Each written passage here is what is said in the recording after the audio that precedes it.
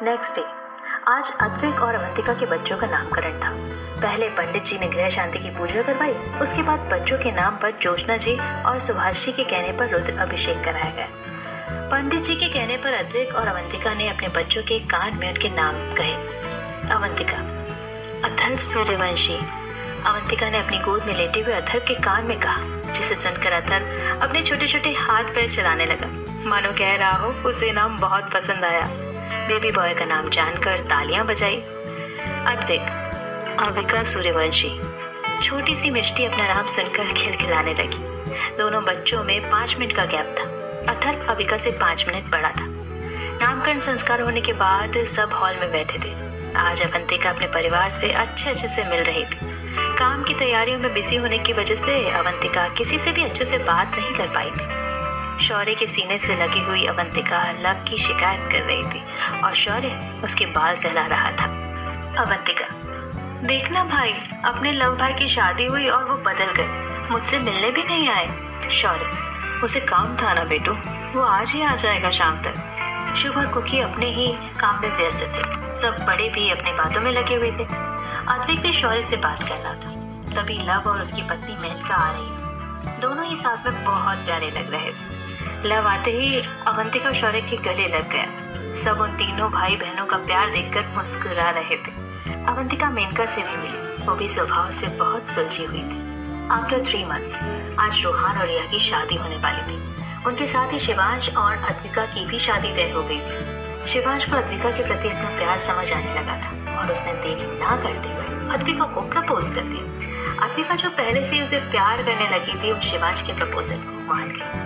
शिवांश और अद्विका के बारे में अवंतिका और अद्विक ने बात की थी, जिसे घर वालों ने भी मान लिया। दिल्ली से शिवांश के माता पिता मिस्टर विवेक मल्होत्रा और मिसेस सोनिया मल्होत्रा भी आ गए। रोहान और रिया के साथ साथ शिवांश और अद्विका की भी शादी अच्छे से हो गई, जिसके बाद रिया सूर्यवंशी निवास आ गई और अद्विका शिवांश के साथ उसके घर दिल्ली चली गई। आफ्टर 3 years सूर्यवंशी निवास, इवनिंग टाइम।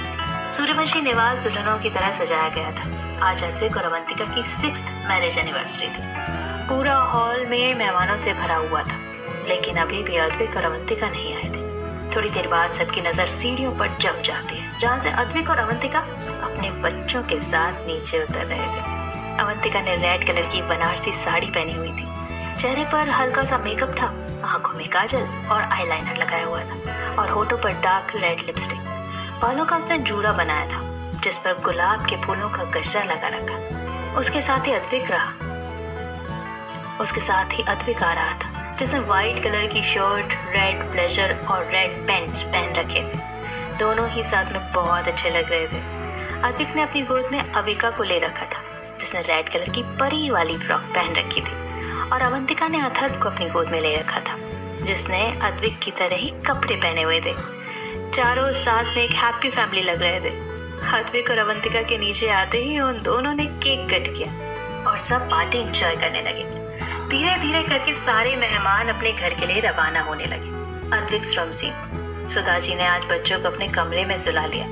अवंतिका जब चेंज करके आई तब अद्विक ने उसका हाथ पकड़ के उसे अपनी तरफ खींच लिया, जिससे अवंतिका संभल नहीं पाई और अद्विक के ऊपर ही गिर गई। शादी के 6 साल हो गए थे, लेकिन आज भी अद्विक की छुअन से अवंतिका सिहर उठती थी।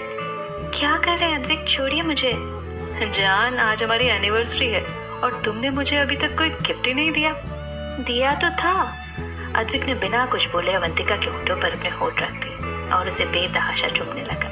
पहले तो अवंतिका हैरान रह गई, लेकिन फिर वो भी अद्विक का साथ देने लगी। दोनों ही एक दूसरे को बेतहाशा चूम रहे थे। जब अवंतिका को सांस लेने में तकलीफ होने लगी तो अद्विक ने उसके लिप्स को छोड़ दिया और उसकी कॉलर बोन पर अपने लिप रब करने लगा। उसके साथ मदहोशी के साथ अवंतिका के जिस्म पर चल रहे थे। दोनों ही अपने आप में खोए हुए थे और दोनों एक दूसरे को बेतहाशा प्यार कर रहे थे।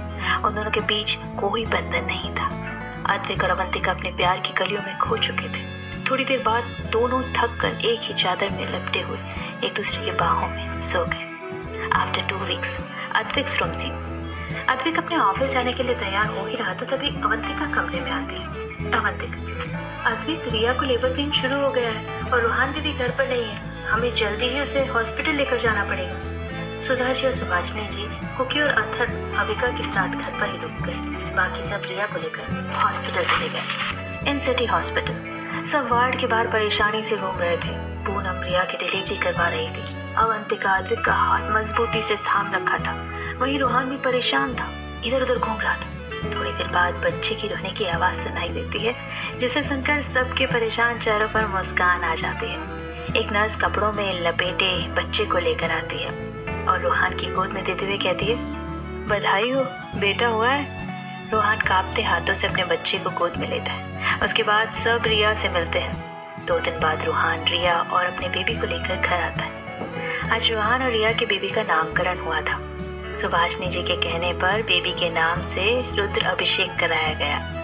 रोहान और रिया ने एक साथ अपनी बीवी के कान में उसका नाम कहा, रुद्राक्ष सूर्यवंशी।